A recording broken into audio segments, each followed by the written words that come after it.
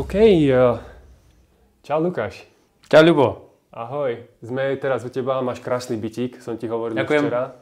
Taký nezvyčajný, ale úplne mi pasuje k tebe. A čo sme mali dnes na raňajky? Mali sme ovsené vločky, celozrné, sojový jogurt, ochutený, neochutený, čučoriedky a sojové mlieko. A čo ešte? A peanut butter. A peanut butter. To Maxo má rád, čo? Peanut butter. Áno, nespomínaj. Sice na toto nereaguje. Na iné veci reaguje takto, ale tu reaguje iba keď otvorím fľašu, on počuje ten zvuk a už príde slintať vedľa mňa. Máme tu psíka Lukášovo, takže ak náhodou tu niečo bude veľké čierne behať, tak sa nedivte. On čo príde časom ukázať. Podľa toho, ako dlho budeme kecať, už keď ho to prestane baviť, tak donesol loptičku. OK. Ako dlho sa poznáme? Pamätáš si, kedy a ako sme sa spoznali?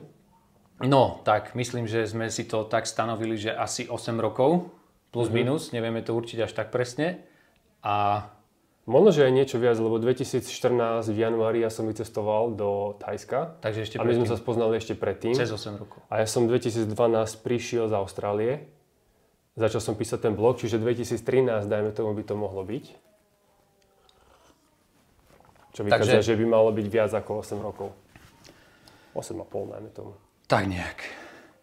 A vlastne nie, že na tom záleží, ale je to dlhá doba. Hejže. Ale ako zaujímavé, že za tú celú dobu sme sa stretli teraz druhýkrát takto na dlhšie na pokec. A áno. Medzi tým sme alebo sme si odpísali na nejaké články, komentáre, e-maily. Alebo si napísali e-mail. Tvoje oneskorené e-maily. Tam som hrozný. Ja to beriem väčšinou tak, že už keď ten e-mail mám otvorený, tak odpíšem, lebo nemusím si to pamätať neskôr. Áno. A ty si to organizuješ asi podľa toho, že teraz pracujem tu a na toto odpíšem neskôr. Ja som bol taký voľakedy tiež a hlavne keď blog bol populárny a mal som veľa článkov a veľa komentárov na články, tak som sa snažil odpisovať ich hneď. A niekto mi je napísal a zvyčajne to boli také kratšie e-maily, takže som tiež odpísal ich hneď. Možno, že predtým, ako som pracoval, alebo potom, ako som dopracoval. Ale potom som si uvedomil, že že ma to dosť rozrušuje.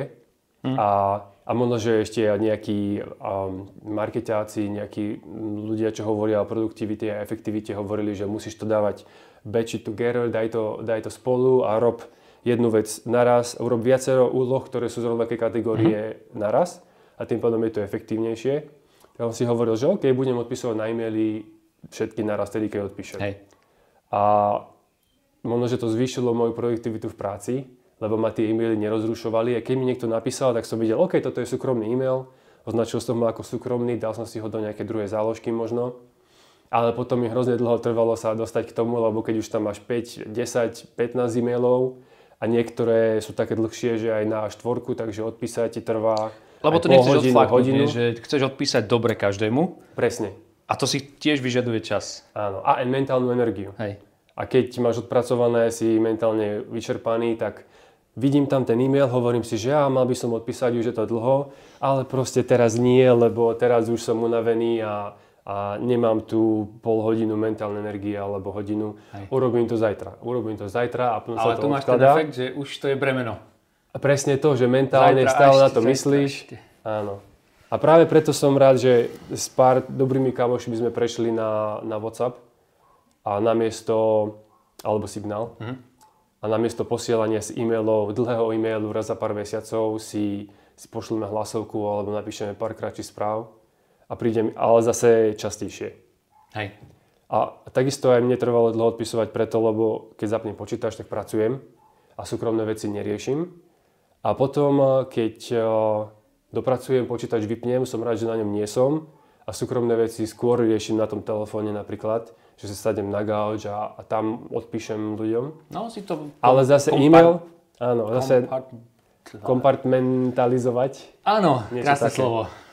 Takto, si to oddeluješ. Áno. Ale zase odpísať na dlhý e-mail na mobile sa mi absolútne nechce. To nie. Takže preto mi to dlho trvalo, ale odpísať na krátku správu je plne v pohode.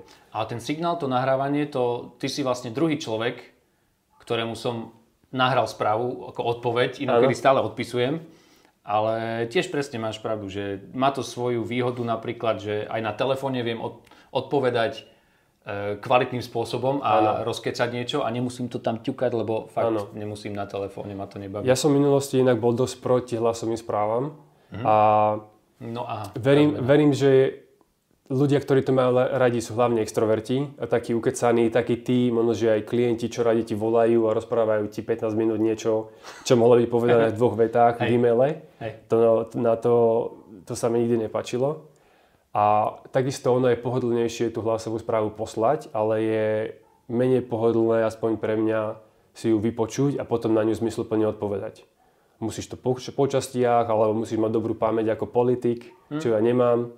Že niekto pohovorí o 4 bodoch. Dlhý segment a potom zabudneš, čo bolo na začiatku a píšeš iba na koniec. Presne, no. Áno. Ale keď to zase není moc dlhé, tak je to v pohode. A napríklad je efektívne odpísať na správu, keď si busy alebo riešiš veci.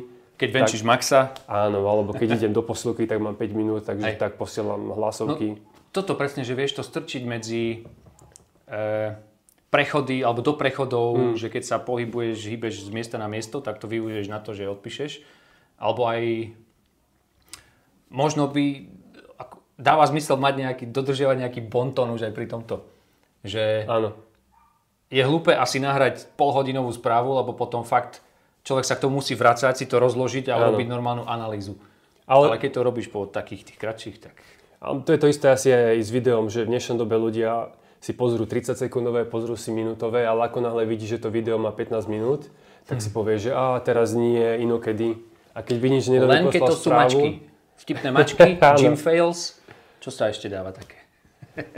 Hej, ale keď mi tiež niekto pošle hlasovú správu takú na 8 minút, aj taká pomalá a premýšľajúca, tak sa mi tiež to nechce počúvať moc.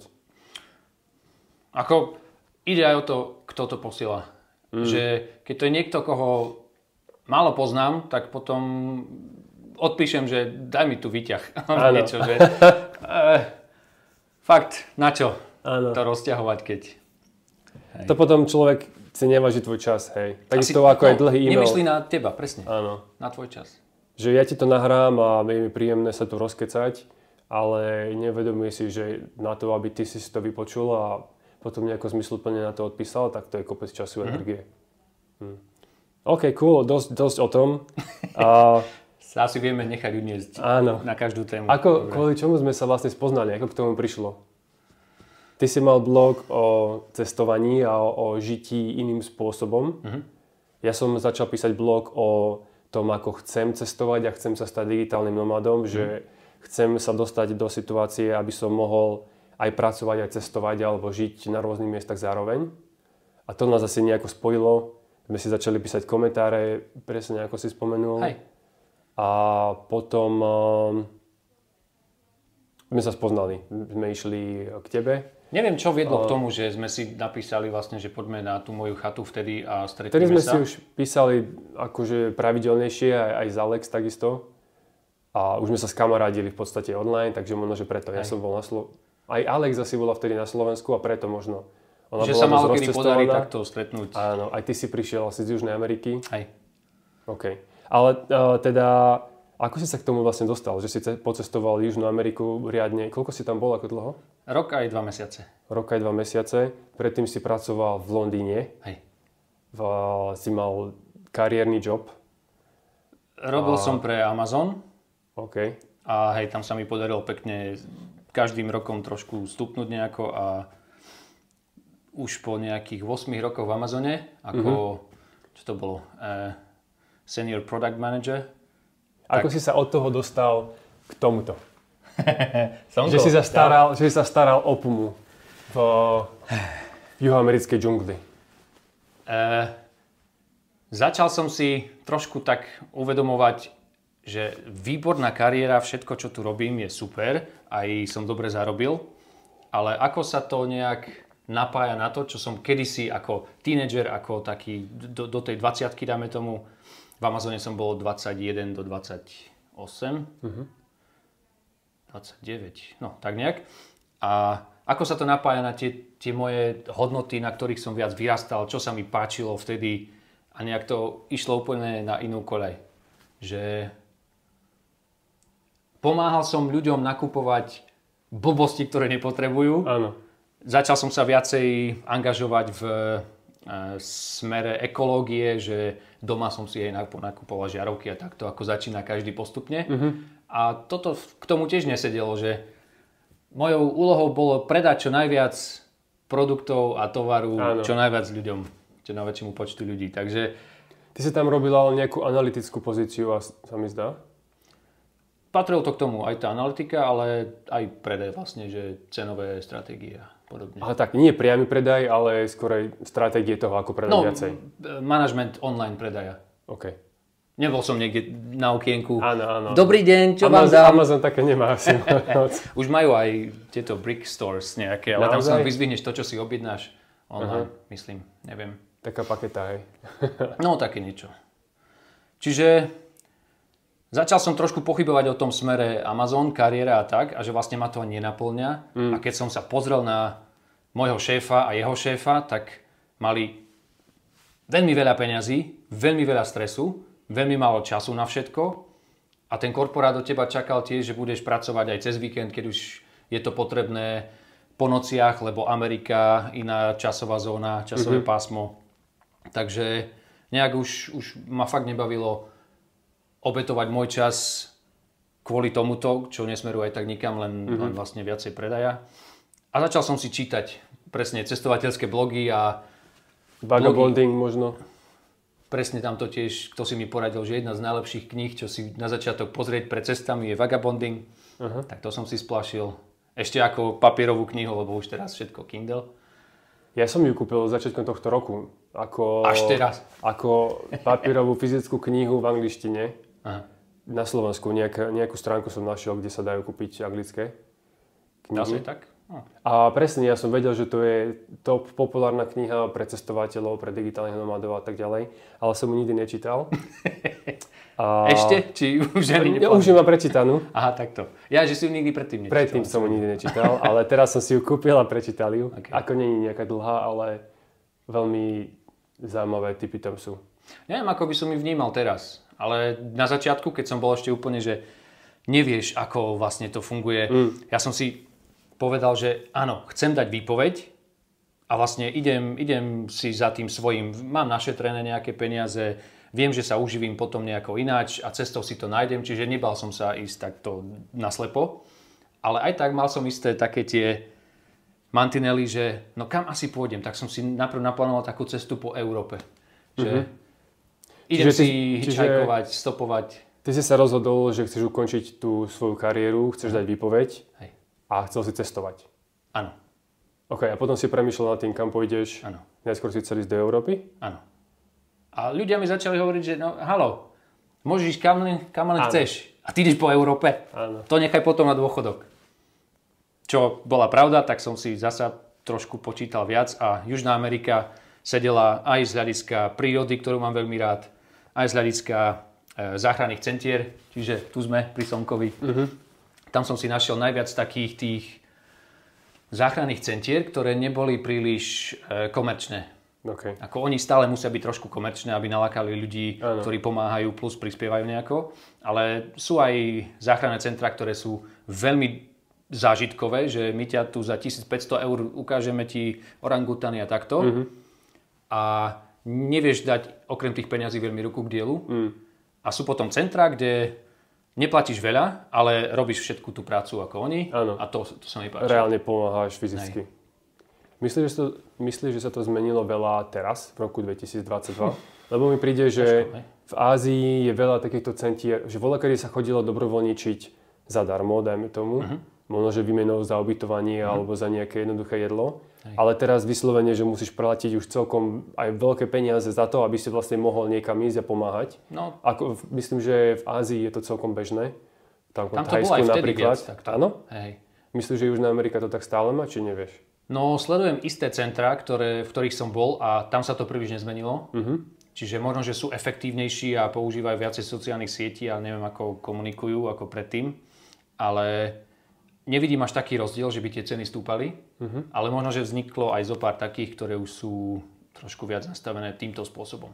Čo nemôžem povedať, že je to zlý spôsob, lebo ja neviem, koľko z tých peňazí ide tým zvieratám a koľko z tých peňazí ide potom na výplaty a organizáciu všetkého a čo všetko do toho zapadá.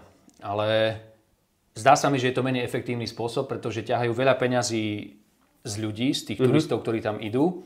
Zlomok z toho pôjde asi zvieratám a je tam veľa potom tých organizačných nákladov, ktoré marketing sú zbytočné. Marketing a takto. Hej. A plus taký ten luxusný volunteering, že odvezú ťa všade, si tam vo vatičke ubytovaný v krásnom ubytku a pritom tie peniaze sú zbytočne minuté na to. Hej.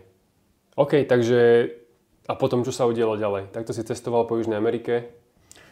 Rok aj 2 mesiace vlastne som si chodil hore-dole bez nejakých veľkých záväzkov, bez nejakého plánu. Som si mesiac dopredu naplánoval, že pôjdem do tej krajiny, potom som si pozrel na počasie, tam bolo zlé počasie, že Kolumbia, tam je dažďové obdobie, tak som išiel na juh do Bolívie a takto. Čiže fakt to bola taká vetračka hlavy a to také klišé, že hľadanie samého seba, že vlastne vystaví sa rôznym situáciám, aj príjemným, aj nepríjemným, zažiješ nejaké veci, ktoré si fakt nevyhľadával, ale aj to ťa nejak ti ukáže nejaké tvoje tie vlastnosti, alebo sa niečo naučíš. Pochopíš sám seba lepšie. Hej. Dával som si nejaké také challenges takisto. Mal som veľa času na rozmýšľanie, že čo chcem so sebou robiť, čo dáva zmysel robiť, ako chcem ďalej fungovať, aké sú tie moje hodnoty také dlhodobé a tam fakt to, čo som si tam uvedomil, ešte dnes z toho ťažím a to mi veľmi pomohlo. OK. Vtedy si napísal aj svoju prvú knižku? Áno. E-book?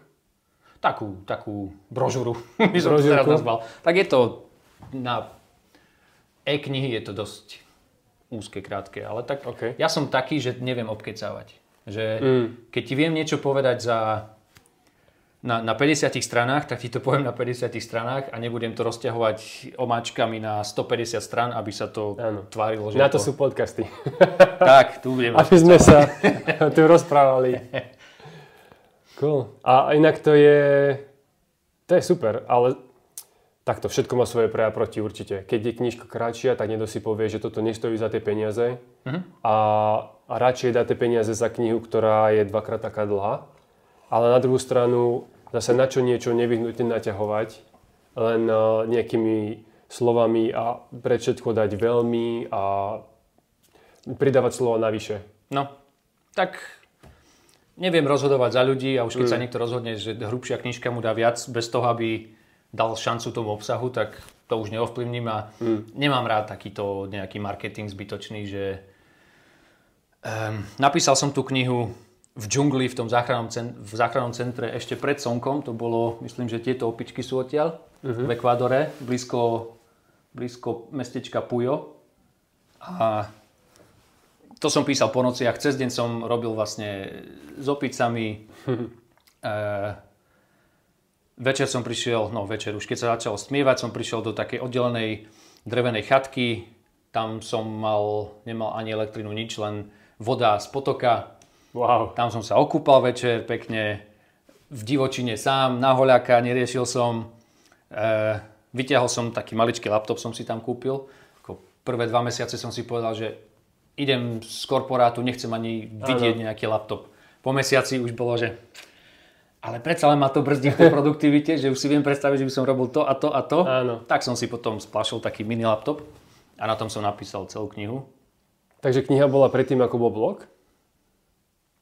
Kniha bola zároveň s blogom, ale to bolo tak, že ten blog mal niekoľko článkov a už tie skúsenosti, ktoré som získaval, tak som už písal do toho, že ako som našiel tie dobrovoľnícke príležitosti, ako som sa tam dostal vlastne do Južnej Ameriky a či je to bezpečné, nebezpečné, ako ostať bezpečne, ako si zarobiť cestou.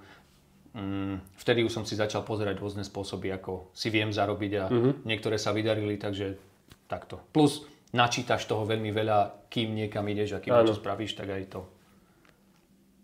Nice. A ty si spolu napísal 3 knihy, sa mi zdá, že? Áno. Prvá bola Po svete po svojom. Tak. Potom Ako si vybudovať úspešnú kariéru. Tak. Čo bolo také presne opačné rady. A potom tretia Cesta k finančnej slobode. Tak to budovanie kariéry je tiež súčasťou toho, ako som sa dostal k tomu životu po svojom. Že keby som nemal tú kariéru, tak by som možno, že nemal až toľko tých skúseností, ktoré používam dnes.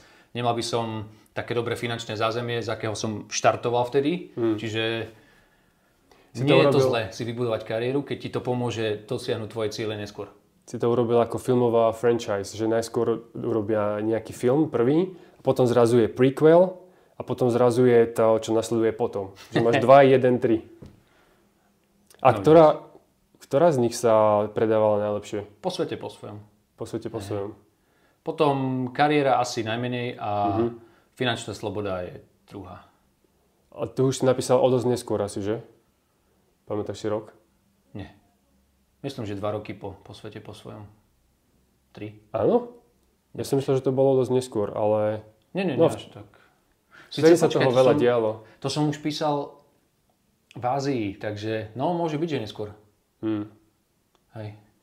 Ale aj tie knihy beriem ako také moje stupienky, že predpokladám, že teraz, keby som sa na nich pozrel a si prečítal, čo všetko som písal, tak tie informácie tam sú dobré, ale spôsob písania a všetko, že je to asi dosť amatérsky písané.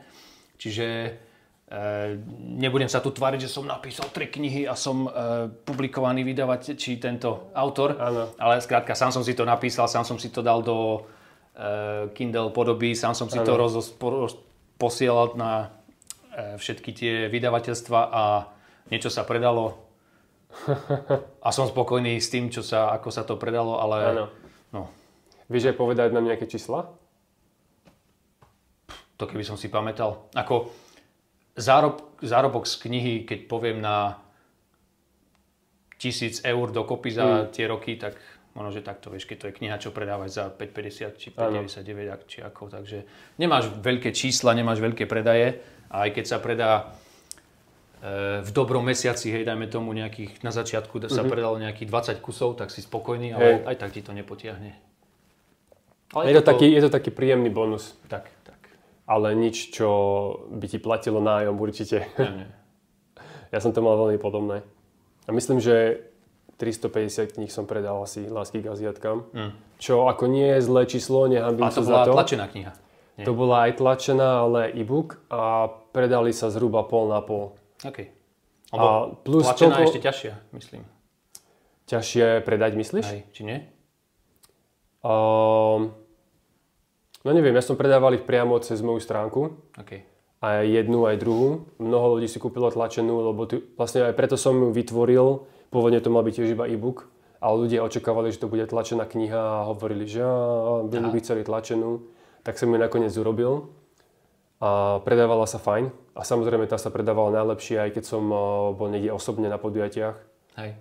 Tak zasa iná téma trošku. Niečo viacej súkromné, čo ľudia sú väčšinou zvedaví, nie? Že no taký memoár, to nikto si nechce čítať na telefóne. Hej. Ale takže dajme tomu 350 sa ich predalo, ale potom neviem, koľko sa predalo navyše cez knihkupectva. To už išlo mimo mňa. Ale asi tiež nie nejako hrozne veľa. Takže môj hodinový zárobok bol veľmi slabý. Presne. To keby som bol zamestnaný niekde, ja neviem, v Tesku, ako ach, tie naše pasívne príjmy, nie? No. Ale presne, toľko času do toho investuješ.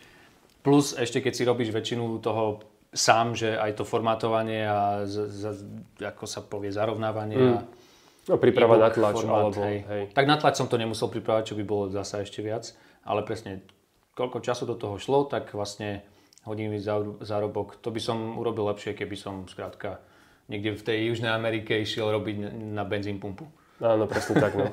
Preto aj som nenapísal zatiaľ Lásku k Aziatkám 2. Možno raz sa k tomu dostanem, keď budem na dôchodku, ak niekedy budem, čo tiež pochybujem.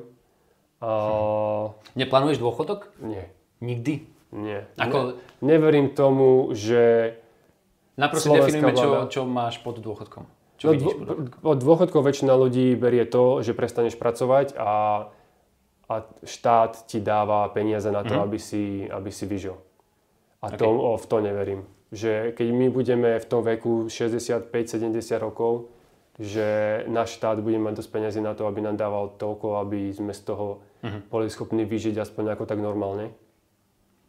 Lebo menej detí sa rodí, veľa ľudí odchádza a náš štát nie je bohovie ako ekonomicky vyspelý a peniaze nie sú použité efektívne. No to aj. A myslím, že to bude iba horšie. A takisto inflácia je ešte momentálne v tomto roku je šialená, najbližších pár rokov ešte asi bude. To hej, že... Ale aj tak máš 3-4% infláciu každý rok. Nevieš ovplyvniť, čo všetko sa udeje z hľadiska politickej situácie, svetovej situácie a tak. Čiže tiež sa nespolieham na to, že áno, v 65-ke alebo aký rok teraz tam je nastavený, zavriem dvere, vyložím si nohy a nemusím robiť nič, lebo aj tak budem musieť robiť niečo, aby som si udržal tento životný štýl. Ale na druhej strane vlastne už aj teraz si niekedy fungujem tak, ako na takom polovičnom dôchodku. To som chcel práve povedať, že druhý bod je ten, že ja vlastne ani nechcem nič nerobiť. No, a keď vidím mojich starých rodičov, že len vymýšľajú, čo by robili, preto aby sa nenudili a majú záhradku a okopávajú záhradku a tak. A to je niečo, pekné čo... toto. Meditácia. Je to pekné, ale nie je to niečo... Zemník by ti hneď povedal. Nie je to niečo pre mňa. Momentálne teraz nie. Možno, že keď budem o 40 rokov starší, tak bude. Počkaj. Ale momentálne nie. Ale teda pointa je, že neviem si predstaviť nerobiť nič. No, toto. A keď pracujem, tak väčšina toho, čo robím, ma aj baví. Hej. Takže nevidím dôvod, prečo prestať. Presne. Takisto verím tomu, že čím budem starší, tým budem efektívnejší a úspešnejší a tým možno, že viac budem môcť robiť na veciach, ktoré ma reálne bavia a nie také, ktoré musím a moc sa mi do nich nechce. Presne. Takže vlastne potom prečo nič nerobiť? A my, že dôchodok... keď sme cestovali, tak sme si zažili v podstate také mini dôchodky toho, že keď si na pláži a nič nerobíš a piješ iba daiquiri a mochitka a opaluješ sa a plávaš vo vode, super, tak je to paráda, 1-2 dní, potom ťa už ide šišnúť. V dnešnom dobe možno, že to ľudia zvládnu aj na dlhšie, lebo majú mobily a scrollujú si a scrollujú. Ale to tiež nie je pre mňa. Tak. Neviem, ako za ostatných, nevieme hovoriť, ale presne ten pocit, že si nejako užitočný, je potrebný, aspoň pre mňa. Že chcem nejako prispievať, robiť niečo, za čo si sám poviem, že OK, som hrdý na to, na výsledok tejto práce, alebo vidím, že to niekomu pomohlo, alebo aspoň, keď už nič iné, tak chcem byť schopný finančne podporovať napríklad útulky, napríklad rodinu a blízkych. Že keď už nič, tak aspoň budem ja to nejako ťahať. Presne tak. A núda je ďalší dôvod, že už aj teraz si viem urobiť voľno, kedy chcem. A niektoré dni sú potrebné také úplné vypínačky hlavy, že dám si voľno, nerobím nič a idem si fakt, daiquiri na pláži. Na domašej, dajme tomu. Áno. Teraz je piatok do obeda a obidvaja nepracujeme. Tak. A potom to, keď nahráme podcast, tak ideme... Nepracujeme. Tak nepracujeme znovu. Toto nie je práca, toto je moja radosť. Rozprávať sa s niekým o inšpiratívnych ideách a myšlienkach, to je... A s kamarátom, to je super. Tak. A po obede dáme laser game, dáme bouldering. A ešte možno aj ten lanový park. Cool. Ako sa to volá. To myslím, že môžeme tiež. Potom budeme spať dobre v noci. Myslím, že hej. Tak ten bouldering, to nás asi zničí najviac. Sice laser game je tiež 15 minút behania v kuse. Ešte som to nerobil vôbec, tak som zvedavý. Tiež sa. Budem udýchčaný. Cool. Momentálne takto, bavili sme sa o tom, že si začal cestovať, potom si napísal pár kníh a ako si sa živil? Lebo dal si výpoveď, mal si nejaké úspory, tie asi sa ti postupne museli míňať, keďže si nezarábal. Tak ako si tento problém vyriešil? Za začiatku mal som nejaké akcie z Amazonu, ktoré som dostal ako zamestnanec, ako odmeny. Tak som si skúšal day trading a všetko to, čo ti teraz YouTube hádže tam, neviem, teda pozerá si nejaké finančné videá, tak ti furt vyskočia finanční experti a takisto som sa nechal trochu stiahnuť tým smerom, ale tam som sa rýchlo naučil, že niečo sa ti podarí zarobiť, ale dlhodobo je to aj tak, neodrbeš trh. Neudržateľné. Niekedy stratíš viac ako to, čo si zarobil za posledné 4 mesiace, čiže nie je to až také výnosné, ale zasa živilo ma to niekoľko mesiacov, kým sa mi ešte darilo. Potom samozrejme prišli aj nejaké chyby alebo nejaké tie obchody, ktoré držíš dlhšie, lebo dúfáš, že pôjdu hore a oni hore nepôjdu. A iné amatérske chyby. Čiže tamto ma podržalo a pomohlo mi vlastne písať tie knihy alebo nemusieť pracovať aktívne. Ale takisto mi veľmi pomohlo to, že som bol v lacnej krajine, veľa som dobrovoľníčil, čiže ja som mal fakt výdavky niekedy na deň okolo 3 eur. Wow. Aj s ubytovaním v Ekvádore napríklad. Wow. Dolárové ubytky, počkaj, to bolo nie 3 eur, keď sám to bolo 5 eur alebo niečo také, že za 2,50 na noc som bol v takom tom, ani nie že hostel, ale to je skôr ten hospedache pre takých tých miestnych cestovateľov, že z Chile tam prišli z Argentíny a tak, super lacné a vlastne celkom v pohode. Náklady na jedlo boli tiež veľmi nízke, lebo som si varil tam, takže nemusel som zarobiť veľa, aby som vedel potiahnuť jeden mesiac. No, ale potom som si presne začal uvedomovať, že niečo musím začať robiť, čo budem vedieť dlhodobo zlepšovať a bude to budovať dlhodobý istý príjem. Lebo všetky tie také, čo skúšaš, že napíšem knihu, všetko to, čo ti ponúkal internet vtedy, že odviaž sa, pasívne príjmy, napíš knihu, predajú cez blog a takto, tak nechal som sa stiahnuť tým smerom tiež, ale rýchlo som si uvedomil, že OK, tudy cesta nevede a začal som robiť web stránky. Vlastne som si urobil svoj prvý blog cez WordPress, tak som to začal ponúkať za veľmi nízku cenu, 80 eur za web. To bolo v 2012. Hej. Ja som tak začal s WordPressom takisto. No. Ty máš lacná tvorba web stránok? Ja som mal web za 97.sk. Pamätám, áno. Čiže WordPressové stránky za 100 eur v podstate. Tak. A mal som pár zákaziek a potom som prišiel na to, že to treba zvýšiť a postupne som zvyšoval. Asi to ešte si urobil ty. Tiež tak, hej. Začneš pracovať na tom a niečo, čo som vedel, tak som aplikoval. Za jazdy som sa naučil asi najviac. To je presne to, čo ti hovoria všade, že ty nemusíš byť expert úplne v tom, ale ty musíš skrátka vedieť o niečo viac ako ten, čo ti za to platí. Áno. A keď si ešte aj všestranný a vie sa vynájsť, vie si to vygoogliť, ako dnes fakt všetko nájdeš, tak učil som sa za jazdy, vytvoril som ľuďom weby ako za tú cenu, takisto nemohli čakať nič super special. Čiže neboli to nejaké prelomné weby, či prelomové, ale účel splnili, mňa to naučilo, posunulo ďalej a keďže som mal náklady, to už som bol myslím vtedy v Buenos Aires, tak tam som platil nejakých 10 eur za deň za ubytko v hosteli, to už bolo trochu drahšie. A aj tak, keď som urobil, dajme tomu 400 eur za mesiac, to veľmi pomohlo. Áno. A to som si potom ďalej budoval a to ma živí ešte vlastne dodnes. Takže teraz sa živíš tvorbou web stránok a to je všetko? Nie úplne všetko. Posledný projekt, ktorý som rozbehol, je nimblecamper.com. nimblecamper.com. Čo znamená to Nimble? Tak Nimble sa volá aj tvoj... taký šikovný. OK. Ako šikovný, handy. pridavné meno. Hej, Nimble. Šikovný, neviem, aké iné lebo to tvoja tvorba web stránok, k tomu sa ešte môžeme dostať neskôr. V angličtine sa volá nimble.com. .help, áno. Hej. No to som si kúpil doménu, ktorá má... Šikovná pomoc, hej? .help, šikovná pomoc. Len ľudia to niekedy nechápu, že tam píšu nimblehelp.com. Áno. Čiže je to trošku... Tá .help je taká ešte nie veľmi používaná, nezvyčajná. Ale účel to spĺňa, čiže je to čisto z hľadiska, aby som mal nejakú platformu, kde prezentujem svoje služby po anglicky. OK. Takže a teda back to Nimble Camper, to je projekt v angličtine o čom? Áno. O kempovaní a spaní v bežných autách, každodenných autách. Dôvod, už predtým som mal staré Audi, nejaké 20-ročné kombičko a v ňom som spal na festivaloch, trošku keď sme išli po svete, v Chorvátsku sme v ňom spali a celkom ma to bavilo, ale už mi to bolo malé. Tak som si ako ďalšie... Aký si vysoký? 180. OK. No, ty by si ja mám o 9 viacej. Natiahol by si sa, síce posunieš sedačky a máš to. Okay. Ale keď si sadneš, tak už to bolo tak akurát. Áno. Plus nemal som žiadny matrac, žiadny úložný priestor na spodku. Potom som si začal pozerať ako ďalšie auto, keďže to už bolo staré. A už keď si idem kúpiť auto, tak nech mi slúži aj na tie účely.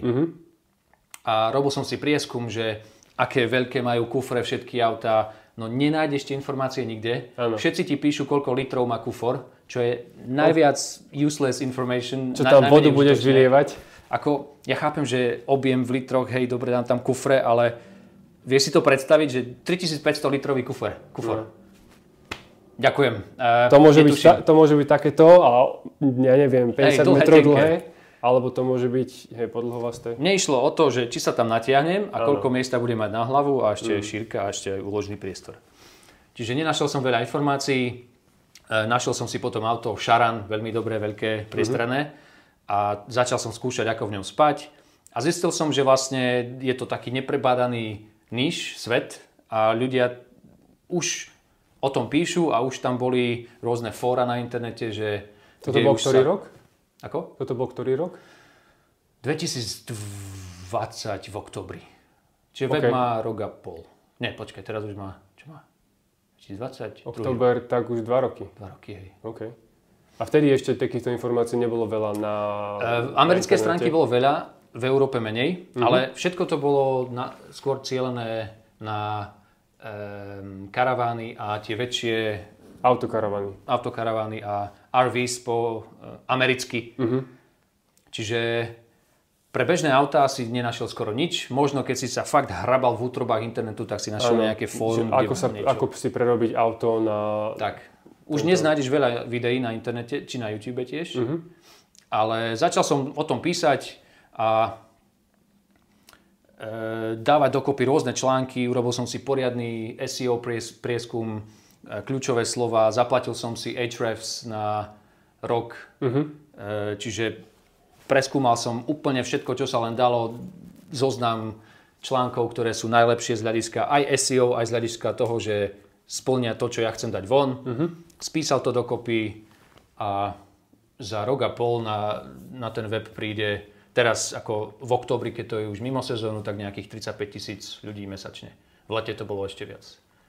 Not bad. To je super. Not bad. Ako je to najúspešnejší projekt, čo sa týka návštevnosti, čo som zatiaľ rozbehol. No a tam to skúšam teraz s platinou reklamou alebo nejaké affiliate linky. A takto. Máš tam AdSense alebo niečo iné? Skúšal som rôzne, mal som Ezoic, Monumetric, teraz skúšam AdSense a ja si umiestňujem sám tie reklamy hore-dole, že tam fakt veľa robí to, kam strčíš taký a taký banner a všetko to musí byť above the fold. No nemusí byť, ale to, čo je above the fold, zarába najviac, čiže nejak ten balans medzi tým, aby to nebolo otravné a aby to niečo aby to neboli iba banery, ale aj nejaký obsah. No takto, že ten dôležitý je ten obsah, aby to nerušilo pri čítaní a takto. Ale zasa tiež chceš, aby to niečo zarobilo, lebo keď som do toho dal, zase si nepamätám tie čísla. Lebo si to sledujem, že koľko hodín som na tom strávil za rok. A stovky hodín to budú určite. No, stovky hodín určite, hej. Koľko tam je článkov? 130 už. Koľko ti trvá napísať jeden článok? To je 5 hodín. Týždeň. Ako týždeň tak, že strávim 2 hodiny dnes, 2 hodiny prieskumom, 2 hodiny robením obrázkov, lebo stiahnem si obrázok kufra auta a potom tam narobím tie čiarky. Tak to pokojne je 5 hodín aj viacej na článok. Môže byť, hej. Lebo nechcem to iba tak zbúchať, rýchlo napísať a vypľuť to von, ale chcem tomu dať poriadne, nech to má aj tie SEO, nech to sleduje tie SEO potrebné veci, nech to aj ľuďom pomôže. Kvalita priťahuje ľudí. A ten research, ten prieskum všetkého toho, lebo nenájdeš tie informácie, ako niekedy sa dá napísať článok tak, že si prečítaš 3 ďalšie a urobíš z toho výťah, zhrnieš to a takto sa robí veľa článkov na internete, ale veľa, no. To niekedy som tu zastavil ľudí, suseda, že či mu môžem odmerať auto. Som si odmeral, dobre, mal Turana, tak som si ho odmeral a už som písal článok o Turanovi a takto. A celkom ma to baví, lebo tým aj fungujem, žijem, že chodím kempovať, takže aj taká tá komunita okolo toho. My sme, to som ti nehovoril asi, ale my sme skoro kúpili autokaravan, veľký. OK. Aký veľký? Rozmery ti nepoviem. Ale taký veľký, že tam máš aj sprchu, aj záchod. Dodávka, aj alebo už ten taký Nie, autokaravan, ten veľký, no. Vlastne to bolo... Ako to je oficiálna nemecká značka, čo ich vyrába, ale to je postavené... Heimer, či čo to je, či Detlef? Už si aj nespomeniem. No, to je... To boli nejaký Opel. Kámo, nespomeniem si ani na ten názov auta. Toto bolo také, že zrazu nám to napadlo, sa končila zima tento rok. Aha. A vedeli sme, že chceme niekam vypadnúť zo Slovenska. Prievidzi nás to už moc nebavilo. A ani neviem, ako k tomu došlo. Napadlo mi pozrieť Autobazár a pozeral som autokaravany. A jeden jediný tam bol taký, čo nám presne pasoval. Že my sme vedeli, že práve nechceme nejaké prerobené auto, kde sa dá prespať, lebo to je nepohodlné na pracovanie. My sme vedeli, že potrebujeme niečo, kde je nejaký stolík a kde môžem pracovať a kde sa môžem pohodlne vyspať a môžeme tým chodiť kade-tade po Európe. To bol náš plán. A našli sme toto jedno auto, ktoré bolo dovezené z Nemecka za dobrú cenu. Bol to starší model, ale mal najazdených iba 100 000 km, čo vôbec nie je zlé. To je veľmi málo na takéto. No. A po prvom majiteľovi sa mi zdá a všetko tam bolo odokladované o tom aute a tak sme ho boli pozrieť, páčilo sa nám, zaplatili sme zálohu 200 eur a išli sme vybavovať úver a potom sa to tak domotalo, že keďže ja mám firmu, tak potrebovali v banke vidieť uzavierku, ktorá ešte nebola, tak som vlastne celoročnú za predchádzajúci rok, tak som naháňal účtovníka a keď to bolo, som to doniesol do banky, tak vraveli, že to stále není dosť, že musíme uhradiť aj daň. Daňové priznanie bolo podané, ale museli sme to uhradiť a potom ešte získať z daňového... Čiže ten timing ešte nevyšiel, akurát to bolo uzavierka vtedy. No, z daňového sme museli získať potvrdenie o tom, že sme to uhradili, zase sme museli čakať a potom... Najskôr nám neschválili úver na tú výšku, čo sme chceli, aj keď na všetko hovorili, že to bude v pohode. Potom o 2 dní na tom nám volala z banky pani, že už je to schválené, že stačí prísť a podpísať, ale ja som vtedy dostal COVID. A keď som sa vyzdravel a už som bol v pohode, tak už nám vypršala záloha a karavan už bol predaný. Nepočkali na vás. Takže som prišiel o zálohu a celý plán vyfúčal. A nič iné podobné sme nenašli, buď to boli také 2-3 roky staré autá, ktoré mali ale šialené drahú cenu, to bolo pomaly ako nejaký lacný bytík. Alebo veľmi sú staré... Sú asi luxusnejšie vo vnútri, alebo neviem, či materiály. OK, po krátkej komerčnej prestávke sme naspäť. Tu si pustil reklamu teraz, hej, affiliate. Áno. Taký dlhý, veľký. Kupujte, je to super. Veľa peňazí mi platia všetci sponzori, čo aj tímovi sponzorujú podcast. Krypto musíš nejaké robiť. Teraz som počul nejaké tieto, že 30 000 youtuberom takým, že máš 100 000 followerov, ponúkali 30 000 za to, že prečítaš nejaký ten skript a šiluješ tam nejakú kryptomenu. Mne sa nedávno jeden e-shop ozval. Toto asi strihneš a vložíš niekam potom, lebo sme skočili s karavánov na... Tam sa vrátim. Jeden e-shop sa mi nedávno ozval, že si môže vybrať jeden produkt z e-shopu a dostane ho zadarma za recenziu.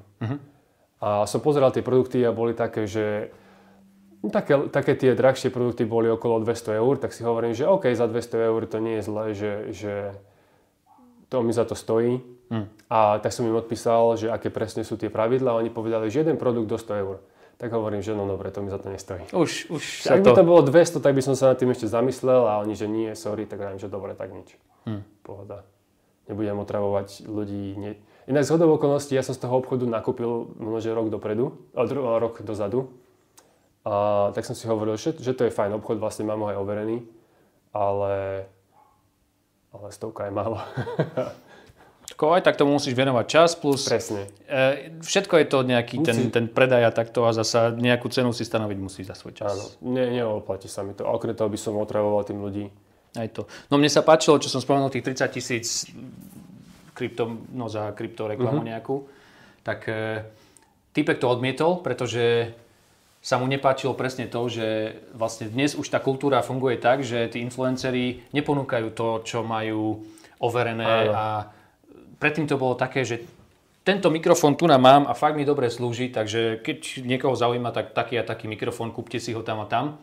Ale teraz to je skôr také, že už marketingová agentúra príde za tebou, povie ti za takú a takú sumu, povieš to a to a to a musí to vidieť toľko a toľko ľudí a tí influenceri, ktorí nemajú hraníc, tak si povedia hocičo, predajú hocičo, ani nemajú šajnu, že čo ten produkt je. Presne, je to veľmi bežné, že v podcastoch počúvaš reklamy a často tam na konci je veta a tento produkt počúvam a je veľmi super, alebo teda používam a je veľmi super, ale tiež si hovorí, že no neviem, či to tak naozaj je. Ale predtým, pred komerčnou prestávkou sme sa bavili o tom, že som skoro bol vlastníkom aj s mojou manželkou veľkého autokaravanu. Ale to naozaj taká veľká dodávka, že sme... A pritom ja poriadne nešoferujem auto. Takže to by bolo ďalšie. To by si zavaril, lebo to je hrubé, to veľké, sa nevodíš len tak všade. A cúvať s tým tiež sa nie, no. Ale teda nakoniec to nevydalo a žiadny iný, čo sa nám páčil, sme nenašli. Takže z toho plánu nám úplne ušlo. A konec koncov som tomu vlastne rád, lebo potom prišla vojna, prišlo zdražovanie. No to by zralo veľa toto viac. Bolo nafta samozrejme, takže som rád, že to skončilo tak, ako to skončilo. A idea bola aká? Že vlastne nebudeš bývať na Slovensku, ale budeš chodiť hore-dole? Idea bola taká, že nebudeme nikde platiť nájom, ale budeme mať auto a budeme cestovať tam, kde je teplo, po Južnej Európe, po Španielsku a odtiaľ budeme pracovať. A tá možno ako inštruktorka jogy by robila nejaké jogové cvičenia, kade tiež. Že by sme možno, že skúsili využiť Instagram a dalo by sa možno. Sociálne médiá na to, aby sme prilákali ľudí. Takže plánov sme mali veľa a nakoniec sa to všetko zmenilo tým, že to jedno auto, čo sme chceli kúpiť, sa predalo. Alebo tým, že som dostal COVID, alebo tam bolo veľa momentov, alebo veľa drobností, ktoré to ovplyvnili. Tá bola veľmi smutná, ale ja som nakoniec možno, že ja bol rád. Si bol v strese z toho veľkého auta, čo? Šoferovanie. Ako nie je to sranda, lebo...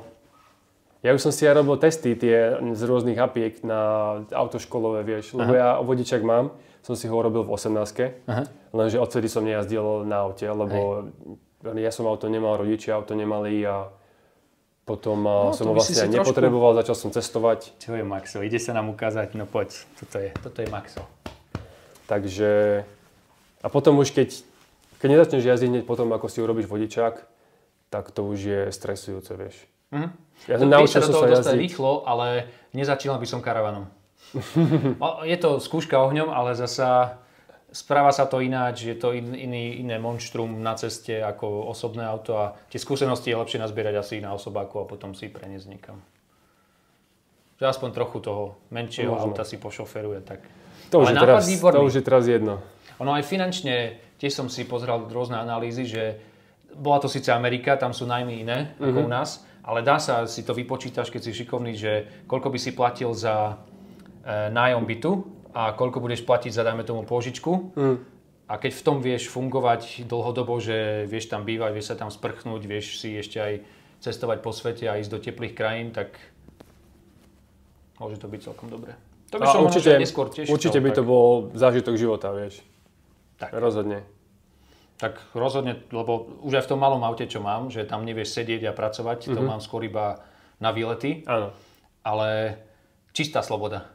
Sadneš do auta, ideš niekam, pozrieš si do mapy, aha, tam mi čo si padlo do oka, lebo tu vyzerá, že je pláž, tu je nejaké pekné jazero, zabočíme 2 hodiny mimo, smer, ideme tam, zaparkujeme to tam a... Presne to bol náš plán, my sme nemali nič jasne dané vôbec. Chceli sme začať s juhovýchodnou Európou, ktorá je bližšie a je lacnejšia ako západná Európa. Že to by bola taká možno, že pár mesačná skúška a potom sme chceli ísť nadlhšie už smerom do Španielska. Hej. A kto vie, možno sa raz tomu dostaneme, ale momentálne to nevidím v blízkosti. Len tie väčšie auta sú drahšie, no, že to potom fakt nevieš, alebo už keď máš aj ten byt a i to auto, už si zasa iná trieda, že je to, musíš na to zarábať viac a je to luxusnejšie. Ono to bolo super, že to auto malo aj slnečný panel na streche, čiže by nám to dávalo elektrinu. A na laptop ti úplne stačí jeden jasné, na laptop, na svetla, na nabitie mobilu úplne v pohode. Čo už no? A teda tomu tvojmu... Inak teraz s tým tvojim autičkom, takto prerobeným, idete teraz najbližšie testovať, sa mi zdá, si spomínal. Áno, ideme house-sitovať, čiže starať sa o psíka niekoho iného, bývať v ich dome.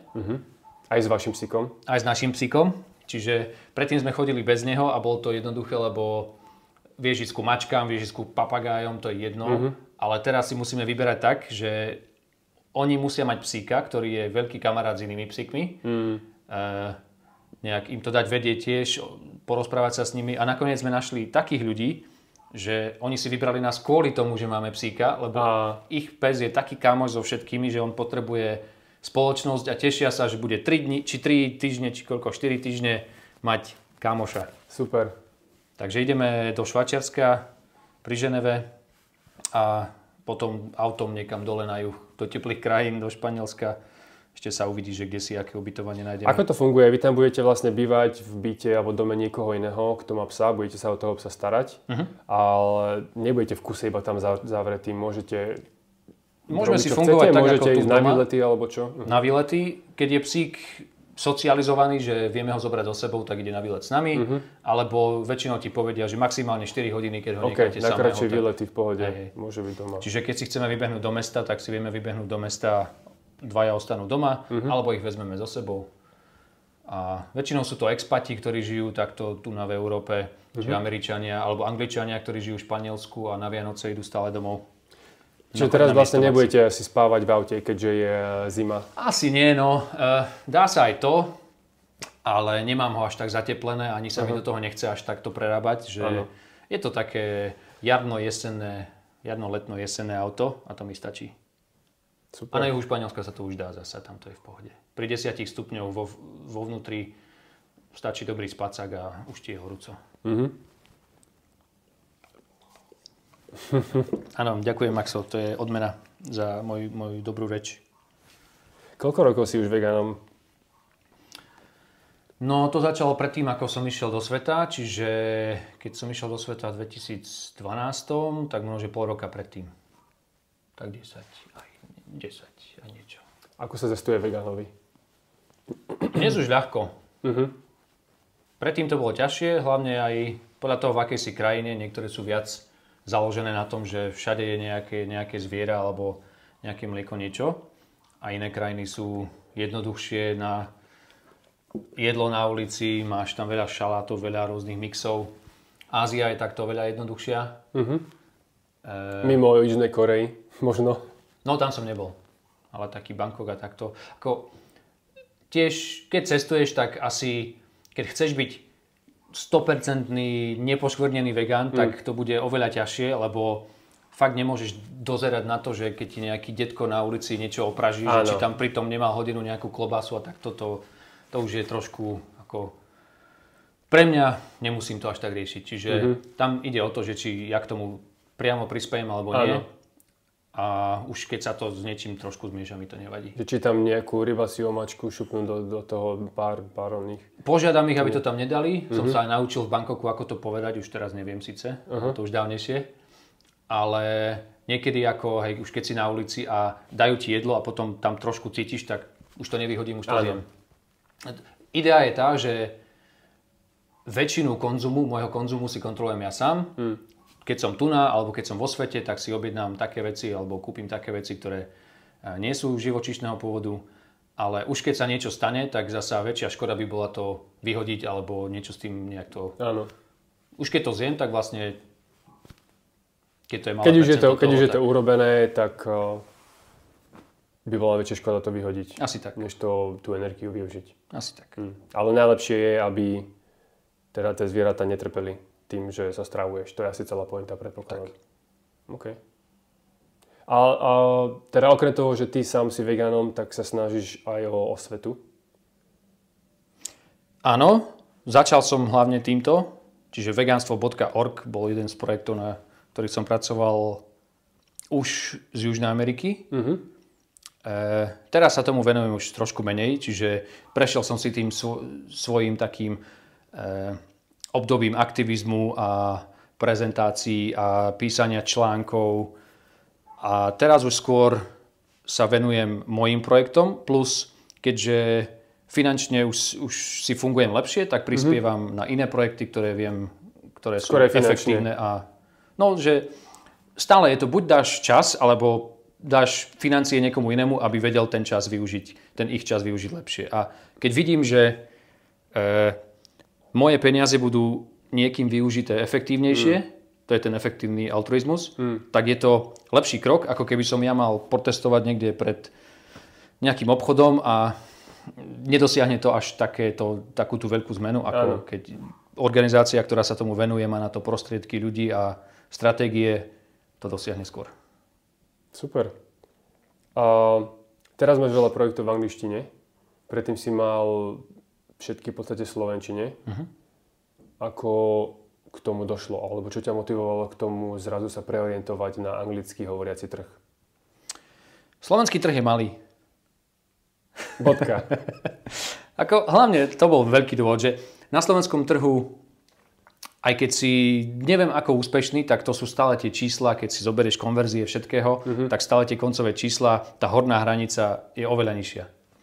Plus aj, ako sa hovorí, to nízko low hanging fruit. Vieš, že keď sa nesústredíš na to, že toto robia všetci a tu je najviac peňazí, alebo najviac úspechu, alebo najviac uznania, tak idem tam, ale ide skôr, že tomuto sa nevenuje až toľko ľudí a tam v takomto menšom okruhu ja viem pridať viac tej hodnoty alebo nejako, že viem mať lepší pocit zadozučinenia.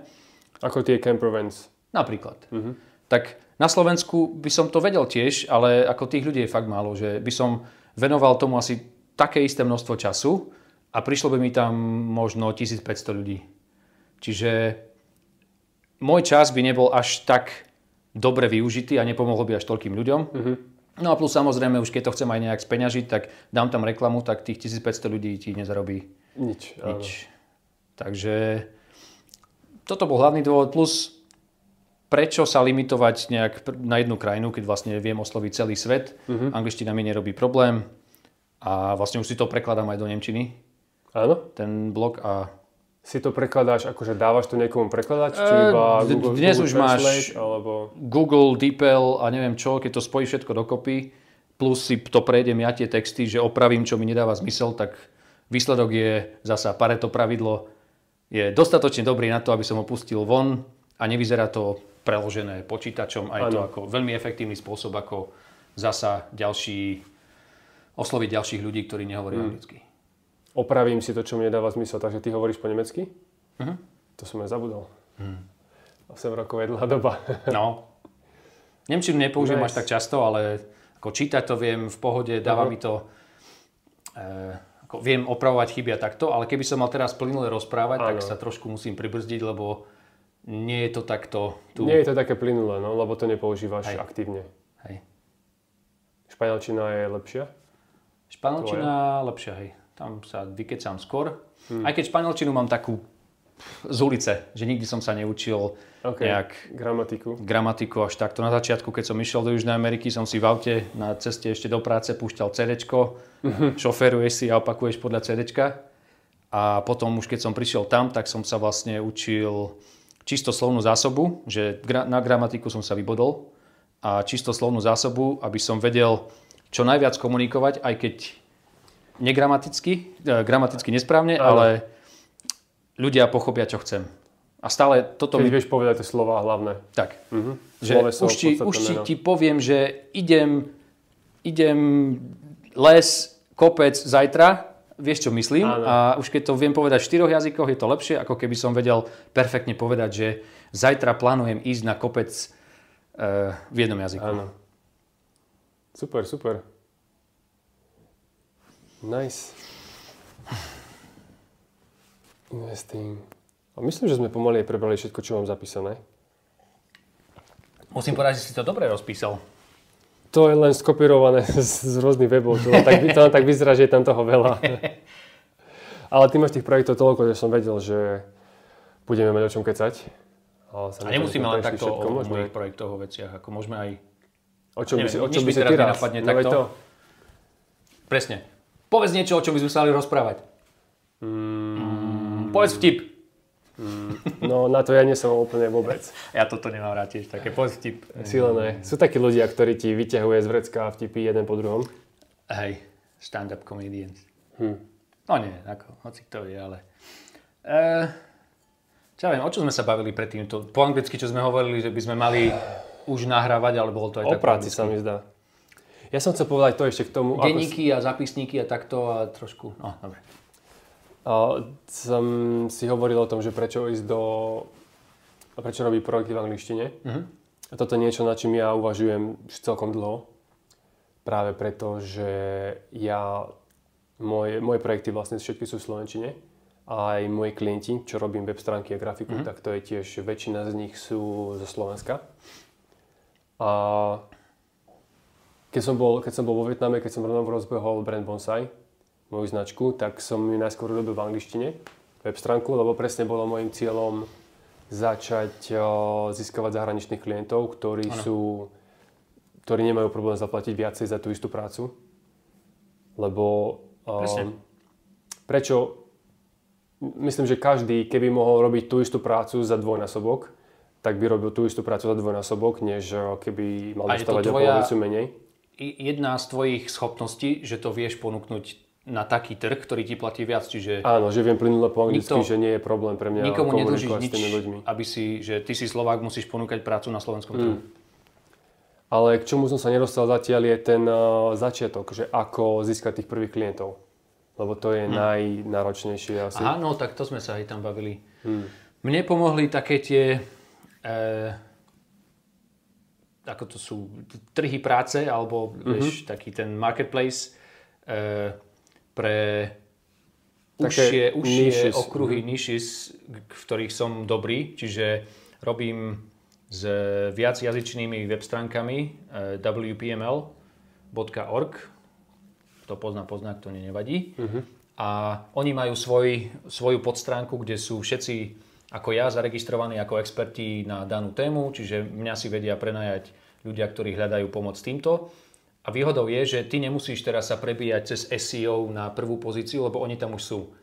A keď si urobíš dobrý profil, tak ja neviem, tam príde neviem koľko ľudí, netuším, ale niektorí si ťa nájdu a keď tvoj profil trošku vytrča z davu niečím dobrým, tak si ťa objednajú a keď si dobrý, tak sa z nich stane vracajúci sa klient, čo je asi to najlepšie, čo sa môže stať. Ale ten profil tam takisto asi veľmi záleží na tom, čo tam dáš, koľko máš referencií predchádzajúcich. Neviem, ako presne toto funguje, ale iba som dal weby, ktoré som robil a tam nie sú žiadne hodnotenia. Že nie je to ako Upwork, je to čisto o tom, že tu je expert, ktorý takto o sebe napísal a asi keď sa ľuďom páči ten profil, tak ti napíšu. A teba nejako oni overovali predtým? Alebo tam hocikto im napíše, že hej, ja robím weby z VPML, tak sú pohodne? Oni overujú tie weby, ktoré ty tam nahádžeš, ako tvoje portfólio. A myslím, že na začiatku bolo niečo, že som musel dokázať, že tie weby som robil ja. Ale zasa posledné som si nahodil nedávno a tam skrátka nahádžeš screenshot a odkaz a nič také. Lebo ja mám veľa tých WPML webov takisto. Je to dosť komplikované, takže klienti s tým naozaj potrebujú pomáhať. Takže toto by mohla byť cesta. Dá sa. Ďalšie, ako weby sa dnes už robia cez veľa rôznych týchto vizuálnych editorov, tak tiež som bol na Elementor Experts stránke a tam si ma našlo veľa ľudí. Teraz to už trošku utichlo, ale Elementor tiež už išiel trošku dole vodou. Mne sa Elementor nikde nepáčil. Myslím, že Elementor začal trošku neskôr. Ja som bol najskôr sa to volalo Visual Composer a potom WP Bakery Page Builder. Proti tomu mám alergiu teraz. Áno, ja mám alergiu na Elementor. No. Keď sa mi niekto ozve a používajú Elementor, alebo niekedy od rola, keď som mal človeka a oni to používali, no. Ja tomu stále nechápem. Divi je tiež ako Na tom Visual Composer ma fakt nebaví to, že už je to zastaralé a fakt limitované možnosti. Že Elementor ti ponúka oveľa viac možností, ako to spracovávať graficky, vizuálne, vkladať tam nejaké Aj tá prémiová verzia, nie je to zdarma. Ale aj tá verzia zdarma bola na začiatku veľmi dobrá, ale teraz už dlho som nerobil web s tou zdarma verziou. A osekali to tak, že už vraj tam nemáš tie základné bloky, ktoré by si chcel a že preto hovorím, že ide z kopca, že vlastne musíš si platiť pro verziu, už aj tie ceny pomenili. Ale keď si kúpiš prémiovú tému, tak to máš v cene. Aj ten prémiový Elementor, ale To nemám rád toto, lebo zasa zaviažeš klienta, aby si platil tú licenciu ďalej. Lebo to platí iba na rok. Na Elementor? No na všetko, aj ten Visual Composer. Nie. V tej téme keď to je súčasťou témy, tak tam máš updaty, ale ten autor témy to musí updateovať. No, keď sa ona to vykašle, tak máš smolu. Toto, že tá téma už je jedna vec, ktorú musíš platiť licenciu a updateovať. Keď na to napoja ten Visual Composer alebo iný editor a nepotrebuješ tam ďalšiu licenciu, je to dobré, ale stretol som sa aj s takými, kde si musel mať licenciu aj tu a tu ti vypršala licencia tiež, takže no to nie je ideálne. Že dvakrát. Ale aj to, že oni vlastne používajú produkt, software niekoho iného na to, aby ich téma vyzerala dobre a keď toto sa zmení, tak aj tá téma prestane fungovať. Čiže preto som stále išiel skôr smerom, že dobrú, jednoduchú tému, ktorá nebude mať nejaké problémy s kompatibilitou s inými vecami a do toho, keď je potrebný, tak dobrý vizuálny editor. Keď potrebuješ nejaké komplexné archívy a custom product pages a neviem čo. A teraz hlavne idem čisto Gutenberg. To som sa práve išiel opýtať, že čo na to hovoríš. No, má to veľmi zlé hodnotenie, ale ja v tom vidím veľa, že je to super rýchle. V porovnaní s Elementorom alebo inými je to 3-krát také rýchle. Keď je to dobrá šablóna, ktorá už je integrovaná s tým Gutenbergom, tak fungujú spolu veľmi dobre. A v tom Gutenbergu nájdeš už väčšinu tých blokov, ktoré si predtým mal v tých vizuálnych, že už sa s tým dá urobiť 80% web stránok, ktoré klienti chcú. Skrátka pekné layouty, všetko možné. A keď chceš niečo na mieru, tak už musíš pozrieť, že čo sa hodí najviac. Niekedy to je Elementor, niekedy to je nejaká proverzia tých rozšírení pre Gutenberg alebo... Ako si s tým začal robiť? Jednoducho začal to používať na stránkach klientov alebo najskôr na svojich projektoch? Na svojich som si to, mám ako také testovacie domény, tam som si to vyskúšal. Potom Nimble Camper je robený čisto na Gutenbergu, plus Cadence sú veľmi dobrí. CadenceWP.com. Oni sú ako, robia šablóny, už aj robia tie rozšírenia. Ja ako autori tém. Hej. Robia rozšírenia pre Gutenberg. Používam ich už asi 5 rokov. Veľmi dobrý tím z Ameriky. Veľmi dobrý support, že keď im niečo napíšem, tak mi do dňa odpíšu. Niekedy mi dajú custom code, že toto tam vlož a ti to spraví. Čo je super, lebo ti ušetria prácu, alebo ti pomôžu to vyriešiť ináč. A fakt, že ich šablóna je rýchla, spoľahlivá. Veci pre Gutenberg sú také ako Elementor pomaly, že máš tam všetko, čo by si chcel a nechcel. A celý Nimble Camper je na tom urobený. Ešte aj custom product detail pages a archívy a všetko možné. Takže... Ja som kedy to robil tak, že keď som robil novú web stránku, tak som urobil research a som našiel 5 až 10 tém, ktoré vyzerali výzorovo a funkčne tak, že by sa hodili pre daný projekt. A bolo mi úplne jedno, kto ich vytvoril. Len som samozrejme pozeral dobré hodnotenia. A potom časom som prišiel na to, že veľmi záleží na tom, kto je autorom. A že keď robíš za každým s inou témou, tak tam za každým sú nejaké iné problémy a za každým sa niečo nájde. Tak som časom začal robiť iba s pár témami, ktoré som mal overené. S niekoľkými a na základe toho, o aký projekt išlo, som vybral. A vedel som, že tie sú overené, vedel som, ako ich používať, tak to bolo super. Časom ale aj tak sa... To, že niečo funguje nejakú dobu a pokojne to môže fungovať aj roky, ale potom zrazu sa niečo stane. Past performance is not an indication of future performance. Exactly. A jednu tému alebo niekoľko tém daného jedného autora som používal na možno, že aj 5-6 rôznych webov klientov a zrazu ten autor prestal odpisovať a prestal riešiť problémy. A to spôsobovalo veľké komplikácie. Takže teraz už ich... Stane sa, no. Už ich nepoužívam, no. No najlepšie je robiť custom veci, lenže to je veľa peňazí a veľa času. Neviem, či je to najlepšie. Ako stojí to viac, čiže len istý klient si to vie zaplatiť. A na druhej strane custom veci som sa tiež stretol veľakrát. Prišli za mnou ľudia, ktorí mali custom WordPress web, že bežalo to len na PHP templatoch a nejaká ich vlastná šablóna vytvorená tak. Ale chceš do toho zapojiť nejakú úplne štandard vecičku, jednoduchú a nevieš, lebo tie ich templaty nemajú ten hook. Že... No ale to je potom zle vytvorená custom. Ale custom znamená, že kvalita závisí len od vedomostí tej jednej osoby alebo toho tímu. A už keď máš tú šablónu tvorenú 5 rokov širším tímom a je to podporované. To je pravda, je to overené. Vieš, keď prišiel Gutenberg, sa zmenilo toľko, že veľa šablón nevedelo fungovať s tým novým WordPress 5.0, to bolo myslím. A tie väčšie tímy sa vedia prispôsobiť rýchlejšie tomu. keď im ide o to, že vlastne táto šablóna nám zarába živobytie. Keď chcú stále predávať, hej. Ale presne tým smerom som išiel ako ty, že keď som začal robiť weby, tak tiež som si skúšal tie šablóny, ktoré sa hodia na to, čo mi klient popísal z hľadiska funkcií a takto. Potom si nejak vystreľa, že tieto fungujú dobre a majú dobré možnosti na customization a iné už nie sú až také spoľahlivé a potom si nájdeš fakt, že toto je tá jedna dobrá ako základ alebo zo pár ich máš a do toho už iba dávaš nejaké vecičky. Len teraz sa držím toho, že čo najmenej externých rozšírení, tak tým lepšie pre web. Myslím, že to je jednou z tvojich priorít, keď robíš stránky, že sa snažíš, aby boli čo najlepšie optimalizované pre SEO a čo najrýchlejšie? Tak rýchlosť hrá dosť veľkú rolu. A menej sa staráš o dizajn? Hej, dizajn ako... Že to nie je taká priorita ako tá rýchlosť. Nemyslím si, že ľuďom až tak záleží na tých úplne minimálnych detailoch dizajnu, ako im záleží na tom, aby našli to, čo potrebujú, aby sa to nenačítavalo dlho a z hľadiska klienta takisto, aby dostal tú web stránku v takom čase, že budú spokojní. Čiže ten dizajn, ako už fakt, kto dnes tvorí dizajn ako taký, že ty skôr tam hodíš niečo, čo je už, tá šablóna má v sebe zabudované nejaké tie štýly okien a štýly tlačítok a tak.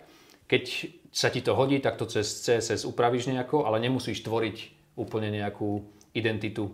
Prípadne aj keď majú svoju identitu, tak len tam ide hlavne o tie farby a nejaké fonty, grafické prvky, hej.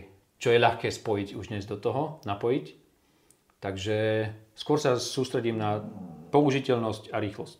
Max sa nudíme s touto témou, ako koho zaujímajú také detaily. Koho zaujímajú web stránky, no. Tam možno, že oddelíme a dáme špeciálne pre... Ty sa niečo nastrihaš. Nerds. Aha, to sa mi nebude Nerd chcieť. Alert. Nerd Alert. Všetci ďakujeme, môžete ísť a teraz ideme na... Tí, čo majú online biznesy a čo ich zaujímajú web stránky, tak môžu počúvať ďalej. Ako môžeme o tom sa baviť dlho, tiež presne. Keď už sme tu, tak to náreme a potom si to strihneš na druhý krát, keby celkom. Na týmto uvažujem ja veľakrát v poslednom čase dosť, že ako veľmi je dôležitý dizajn a vizuál, vzhľad web stránok a ako veľmi je dôležitá práve tá optimalizácia pre vyhľadávanie a samotná rýchlosť a rýchlosť používania. Lebo jeden z hlavných dôvodov myslím, prečo si klienti vyberajú moje služby. Jedna z nich je tá, že som flexibilný a viem urobiť v podstate všetko, čo potrebujú. Ale druhá je aj tá, že som pôvodom dizajner a že viem robiť pekné weby, ktoré naozaj vyzerajú dobre a ľudia potom mi dávajú komplimenty a chvália. To musím povedať, no, aj tvoje weby, aj weby tvojich klientov, aj brand bonsai sú tak do detailu pekne prerobené, že sa na to veľmi ľahko, veľmi dobre pozerá. Ďakujem. Ale zase niekedy je to na úkor toho, že tá stránka je niečo pomalšia, alebo možno, že nie je tak ideálne optimalizovaná pre to vyhľadávanie.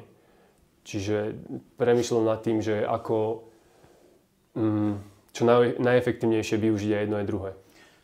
No je to stále relatívne, že v prvom rade potrebuješ mať aspoň to základné SEO, aby ťa vôbec Google vedel naindexovať a podať vo výsledkoch. Áno. Ale nemôžeš úplne odfláknuť grafiku, lebo príde človek na tvoju web stránku, pozrie sa na to, zrozí sa a hneď, alebo ten web toho klienta, hneď stratí tú autoritu alebo nebude pôsobiť dôveryhodnosť a takto. Takže musí to byť dobrý balans, ale určite na začiatok to musí mať tie základné SEO nastavenia vykryté. Potom tá grafika, istý level tam musíš dosiahnuť, že to Pareto pravidlo tam musí platiť. Áno. Čiže ty možno, že stráviš viac na tých posledných 20%, ja to už ukončím tam. Lebo sa cítim zle, že tam dám niečo, čo viem, že by mohlo byť lepšie, ale... Ako napríklad? No napríklad to, že upravujem marginy a padding a medzery medzi elementami. Lebo tam sa dá... Stále tam je to dizajnerské oko a vidím, že ako... Je to OK a väčšina ľudí si to aj nevšimne, ale to je možno, že ako Steve Jobs, keď rozprával, že aj tá zadná strana nejakého nábytku musí byť pekná, aj keď ju nikto nevidí. Tam by som nesúhlasil. Ona musí byť funkčná a spoľahlivá, ale pekná určite nemusí byť. Keď nikto nevidí, to nemusí byť pekné. No ale takto on robil, ale tá idea asi očividne bola zabudovaná do všetkých tých produktov od Apple, a ktoré boli nesmierne a sú stále nesmierne populárne, takže asi možno niečo na tom bude. Tá idea, že... A možno to nebolo tou zadnou stranou. Možno. Ale aplikoval to na všetko, čiže aj na tie detaily vpredu. Otázkou je, že kedy je to odflaknutá práca a kedy je to naozaj robené 80/20, že toto je dobre investovaný čas a toto je iba hranie sa s hlúpostiami.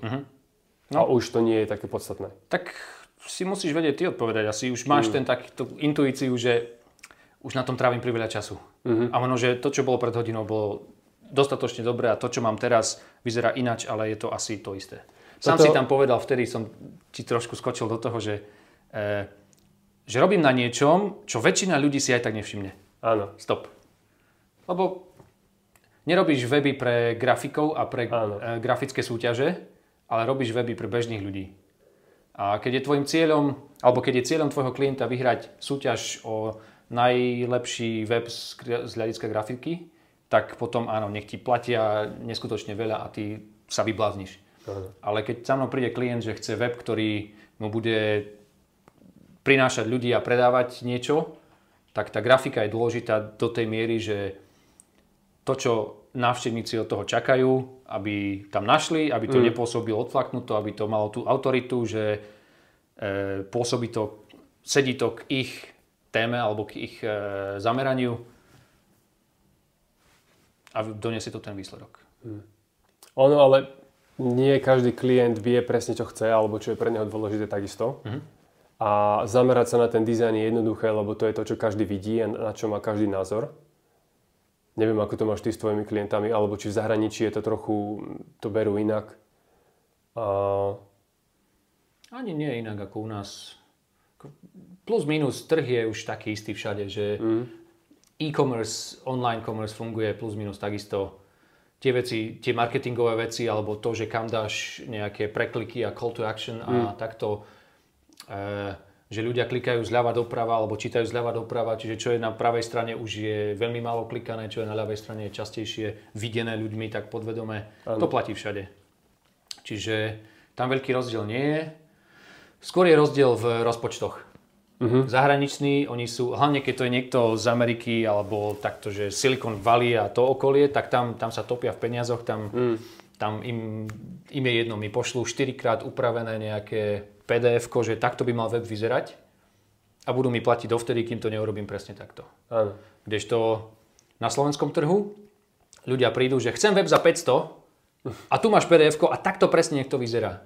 Tak im odpíšem, že web za 500 sa nedá robiť presne podľa PDF-ka, že buď máš web, ktorý sa urobí tak, aby ti slúžil veľmi dobre v tejto cene, alebo budeš mať drahší web, ktorý sa graficky urobí presne podľa predlohy. Lebo to, čo grafik urobí v Photoshope, sa ťažšie prenáša do responsívneho sveta a pohyblivých. A do šablón takisto. Hej.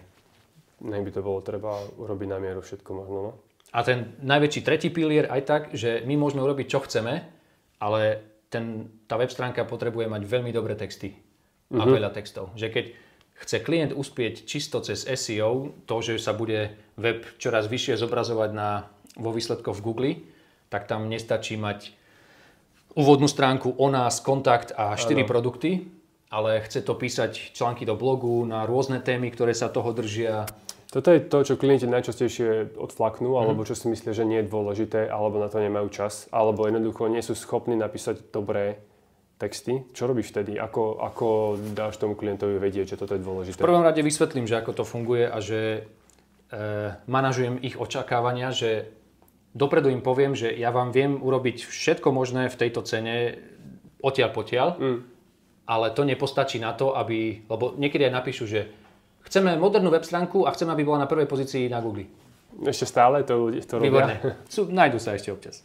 Ale to je OK, lebo zasa nikto nečaká, že bude každý rozumieť. Oni to neštudovali, jasné. Čiže vysvetlím, ako to funguje, že je to dlhodobý proces a chce to veľa obsahu a keď sa chcú naozaj iba že vybudovať si portfólio a dostať tam naraz rýchlo ľudí, takže fakt platená reklama je asi jednoduchšia cesta, plus niekedy je to keď to chcú tak narazovo, je to lacnejšie, lebo budovať kvalitný obsah SEO, Roland by ti vedel povedať, nie? To nie je lacná záležitosť. To trvá čas a spätné odkazy a peniaze, všetko to už je. Ešte aj pri mojom tomto Nimble Camper som sa vybodol na spätné odkazy, lebo zbierať ich to je veľmi ťažká práca. A hlavne už keď to je presítený trh, áno. Lebo aj tebe chodia asi veľa e-mailov z každej strany. Ahoj, ja som taký a taký a páči sa mi tvoj článok a mám tu ešte lepší produkt, ktorý by si tam vedel vložiť a tu nás stačí odkaz. Áno. A všade je toho veľa, čiže sa venujem čisto obsahovému SEO a spätné odkazy nejak som nechal, takže nech si rastú samé. Ale vyzerá, že ti to funguje momentálne, tak... Funguje ako... Aj spätné odkazy rastú pomaly, ale zbiera sa to a návštevnosť rastie veľmi pekne, lebo každý článok je zacielený nejak na kľúčové slova nejaké a má to všetko, čo to má mať. Takisto s tou rýchlosťou nepreháňam, lebo to isté ako pri dizajne. Keď sa tá web stránka natiahne za 10 sekúnd, je to veľmi zle. Keď sa natiahne za 4 sekundy, je to dobré a už či sa natiahne za 4 alebo 2, už to nerobí až taký rozdiel. A posun z 10 na 4 sú možno 2 hodiny práce a zo 4 na 2 sú 3 hodiny práce a potom... Alebo aj viacej. A ešte keď to niekto chce super rýchle, tak potrebuješ prerobiť celý web, vyhodiť väčšinu vizuálnych editorov a urobiť to... Alebo zmeniť tému, lebo tá často tam natrepe kopec vecí, čo možno, že nie sú používané. Všetky fonty, žiadne font 8 a neviem čo, ikonky, vlastné ikonky a potom už prídeš ty, dizajner, že ja ti nakreslím vlastné ikonky a bude to stať toľko, alebo bude to rýchlejšie, lebo sa to bude ťahať samotu. A, presne. No. Ale na to už ľudia málo kedy chcú dávať. Cool. Je niečo, čo chceš ľuďom odkázať? Ak teda nás niekto ešte stále počúva, pozerá. To dáš na začiatok. OK. Ja čo chcem odkázať, neviem. Neviem, čo chcem odkázať. Čo som chcel povedať, som tak sneakily, som to tak vsunul do toho, možno, čo že som to hovoril. je aj, keď sme boli mladší, tak sme boli takí, vieš, že máš niečo načítané, niečo možno, že trošku odžité a vtedy sú ľudia takí energickí a že toto už ti chcem povedať a žiť takto. A mne príde, že čím som starší, tým viac asi som OK s tým, že každý si musí prejsť tým svojim vlastným svojou vlastnou cestou a prísť na svoje vlastné uvedomenie si. Darmo niekomu povieš 4-krát, že rob to takto, je to lepšie. Ten človek aj tak musí urobiť tú chybu sám najskôr, aby pochopil, že... Nepočuje ťa ináč. Alebo si spomenie potom, že aha, tak teraz chápem prečo. Presne tak. Čiže hej, jedna taká vec je, že skúšať a vystavovať sa rôznym elementom, situáciám a nečakať, že keď budem, neviem, tu sedieť a študovať jednu vec, tak vlastne sa dozviem, ako funguje život a všetko sa vyrieši. Ale skúšať robiť raz to. Keď sa dá pocestovať, cestovanie ti dá určite veľa, ale zasa cestovať s rozumom, necestovať tak, že sa budem iba fotiť po plážach a bývať iba čisto v turistických ubytovaniach a nestretnem sa s reálnym svetom. Ale vystavovať sa tým situáciám a tam sa naučíš spoznať svoje limity, naučíš sa možno, že veci, ktoré si fakt nečakal, že ťa budú baviť a nájdeš si spôsoby, ako sa uživiť, čo si fakt možno, že ani nečakal. Alebo sa utvrdíš v tom, že toto nie je pre mňa, idem si naspäť a budem spokojne tu fungovať takto. Všetko je fajn, že každý si nájde tú svoju cestu. Niekto bude veľmi spokojný v dobrej kariére, iný chce fakt cestovať a robiť náramky a slobodne si žiť zo dňa na deň bez toho, aby sa musel nejak starať o niečo. Nedávno sme sa s kamarátmi bavili aj o tom, že napríklad je rozdiel, že mnoho ľudí chce zarábať viacej peňazí a možno, že sa porovnáva s inými ľuďmi na základe toho, koľko zarobili za daný rok. A tento človek zarobil viacej peňazí, to znamená, že on je viac úspešný ako ja. A to znamená, že ja som nešťastný, potrebujem zarábať viacej. Ale mnoho ľudí nepremýšľa nad tým, že koľko času ten človek musel investovať do toho, aby danú sumu zarobil. To, že napríklad nejaký, ako si ty hovoril v korporáte, keď si na nejakých vyšších pozíciách, tak musíš pracovať viacej hodín, musíš pracovať cez víkend. A nemáš život okolo toho pomaly? Nemáš okolo toho život, máš možno že viacej stresu. A možno niekto zarába menej, ale takisto aj menej míňa. Čiže reálne mu ostane možno že viac peňazí. Presne. Alebo má tých peňazí menej, ale pracuje menej času, takže má o mnoho viac voľného času na to byť so svojou partnerkou, byť so svojimi kamarátmi, rodinou, robiť veci, čo ho naplňajú. Presne. A to zase človek, čo je super busy prácou, na to nemá čas a priestor. Uvedom si ty, že čo je tvoja definícia bohatstva. Lebo u mňa to, na začiatku to bolo presne, že wow, on má pasívny príjem a je digitálny nomad a žije na pláži a toto chcem.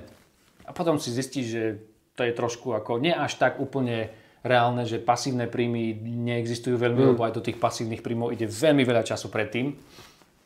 Ale všetko, čo sa bliští, väčšinou potom má niekde tam vzadu trošku šplechnutého blata a iných vecí.